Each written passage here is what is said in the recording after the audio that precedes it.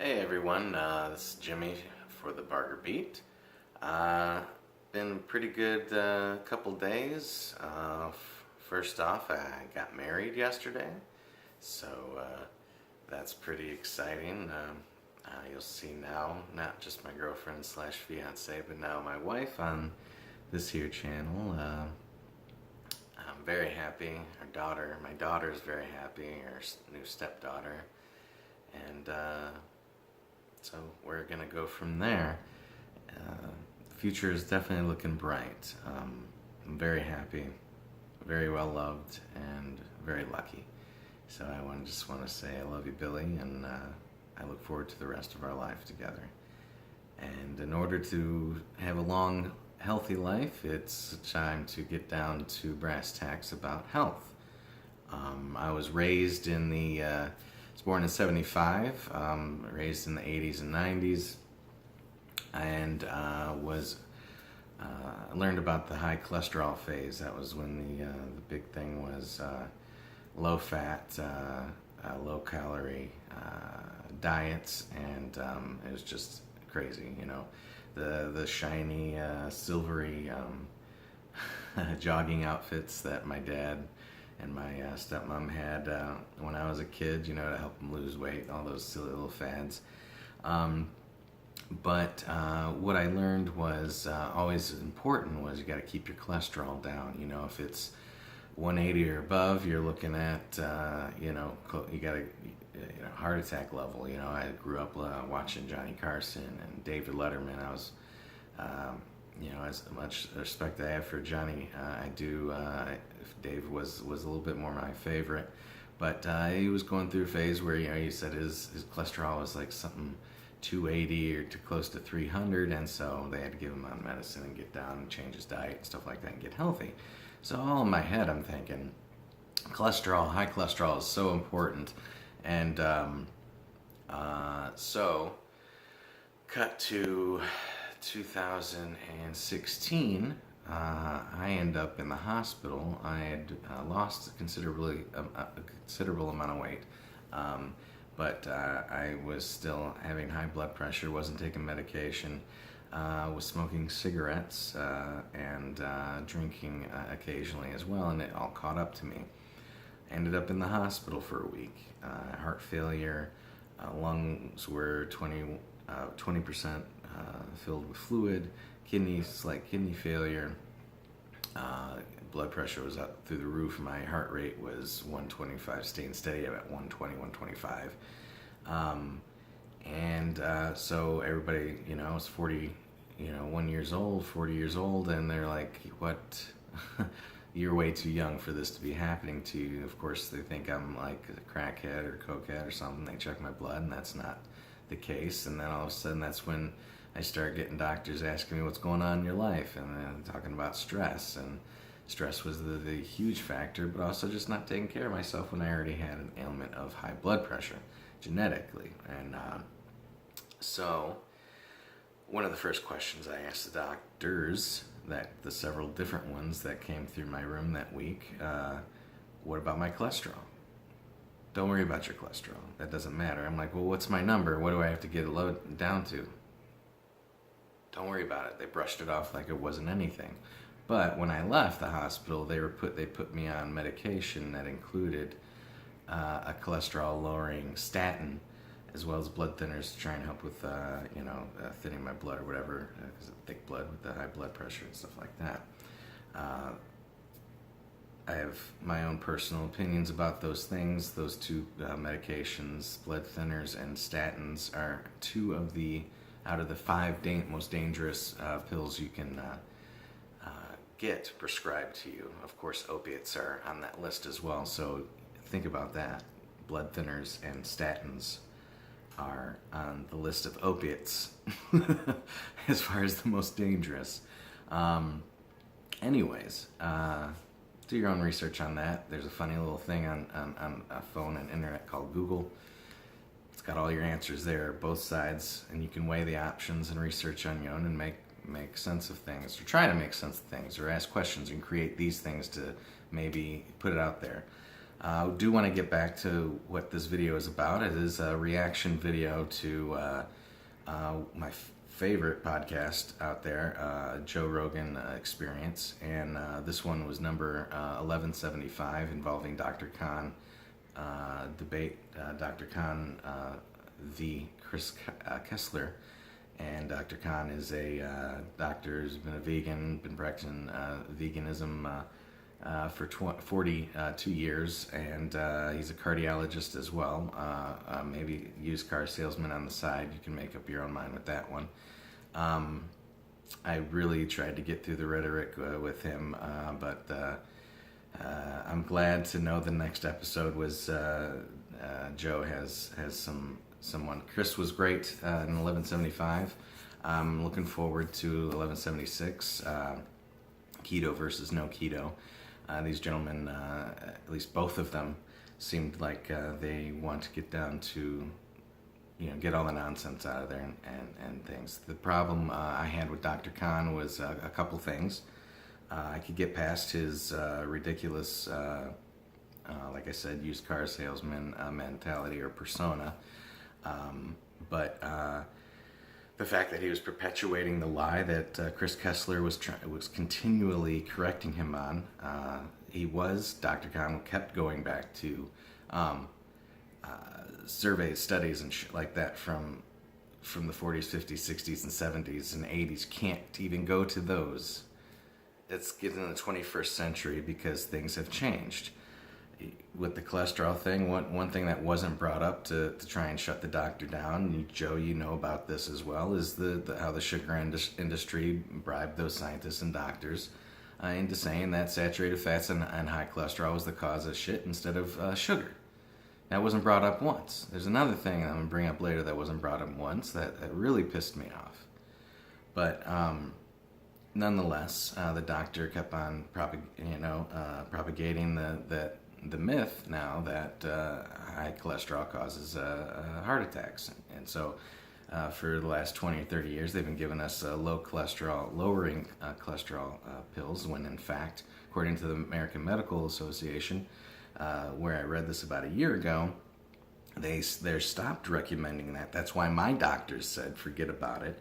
But it's going to take close to another decade for all doctors across the board. So for a decade now, people are still going to be prescribed these cholesterol lowering pills, which in fact, it breaks down the membrane that's around in your brain that protects the part of the brain that is like literally the sponge, the intelligent sponge. Well, that membrane starts breaking down because you're lowering that important cholesterol.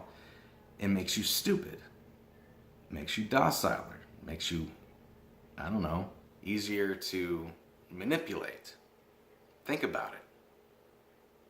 Baby boomers, they're at 70 years old right now. Who'd they vote in? Let's just not even get onto that topic. That'll be for another whole other thing. Joe loves the conspiracy theories, so do I. I want to get down to the bullshit and get out of the bullshit and get to the serious stuff. But there's some interesting stuff out there, and if you don't think that there's things more involved than just certain little swindles and the bait and switch and nonsense for marketing for different companies, be prepared to be woke. We're woke up every day about new things. Getting back to the doctor and Chris Kessler. Chris Kessler was using information from nowadays. Seriously, I remember when I was a kid in the 80s and they were teaching us nutrition in schools. The biggest part of the pyramid as it went up, the biggest part was grains and breads and nonsense like that. Now you'll see the new one, and it's up here towards the little thing right here. Well, I don't even think it should be up there. It should be even like maybe a shingle on the pyramid. If there's shingles on pyramids, I don't think there are. Anyways, it's just junk. Like Joe says, it's filler. It's filth. It just collects your fat and makes you unhealthy and slows down your natural order of things in your body. We should eat meat and vegetables and fruits and nuts. This sugar shit is ridiculous. It's killing us. The carbs are killing us. The carbs then break down into sugar, and you have sugar on top of the carbs. You got sugar and sugar and shit and shit. Jesus. Anyways, the cholesterol thing. He's a heart doctor. He's saying he scooped out cholesterol. He's not scooping out sugar. I mean, it's a nice little clickbait, thing to get go. Oh yeah, I'm gonna remember that. It's cute. That's nonsense. You know that's not exactly accurate. How you put that up. So upset about that. Chris held his own perfectly. The fact is high fat is good for you. You just can't mix it with carbs and grains and carbs and breads and pastas and starches and shit like that, and sugar. The saturated fat thing obviously is being bad for you is a myth, because that was part of the cholesterol thing. You can't then just take, cholesterol. Okay, well, we'll chuck cholesterol or we'll take it aside, but saturated fats, no, that's still bad for you, dude.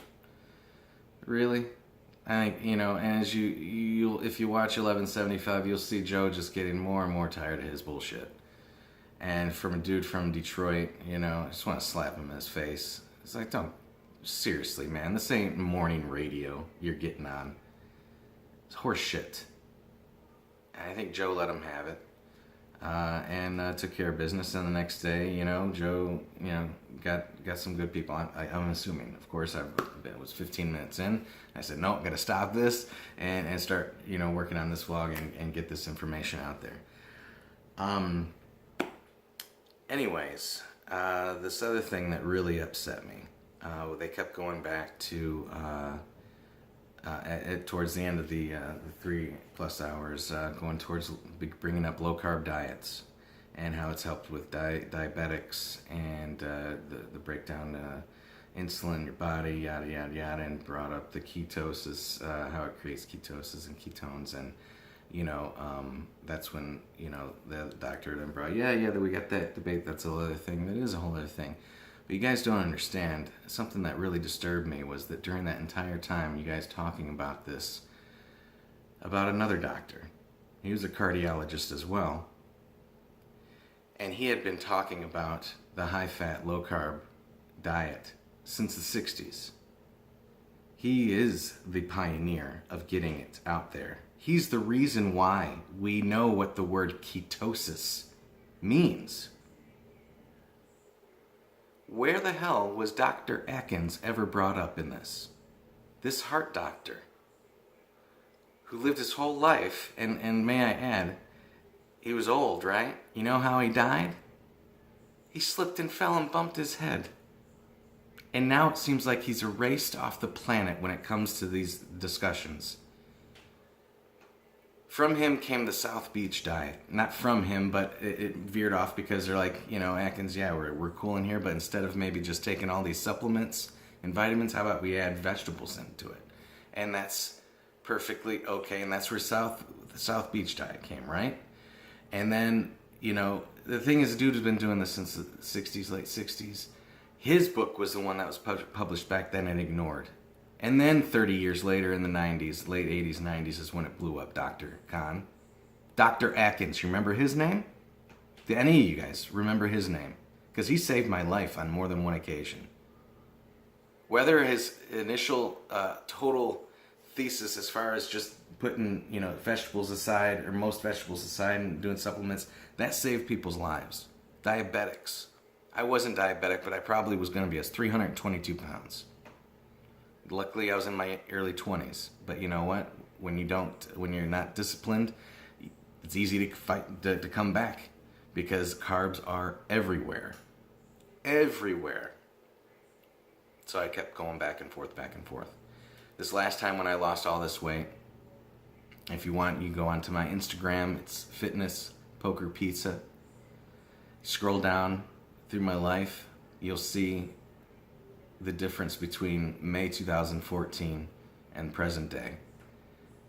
And that was actually as soon as May of 2014 to 2015 to 2016. Some of those pictures. Those were due for, boosting my water intake, getting off my ass, cutting my portions, and getting bread the fuck out of my life. Got to cheat every once in a while and just to reboot that system. But holy shit, the next day it sucks. You know, but you get back on that horse. Like yesterday was a cheat day. Got married, you know, had some ice cream, some cupcakes. This morning I woke up hating life, stretching though, lifting weights, drinking water, getting my coffee, getting excited about the day. And now I'm here. And I want you guys to not forget Dr. Atkins, man. I have no idea why he's just completely fallen off the face. His books are still out there, right? His books are out there, right? I mean, this isn't the Mandela effect, is it? His name's not changed to Dr. Atkins. Now he's from Toledo, Ohio, and he's a gynecologist.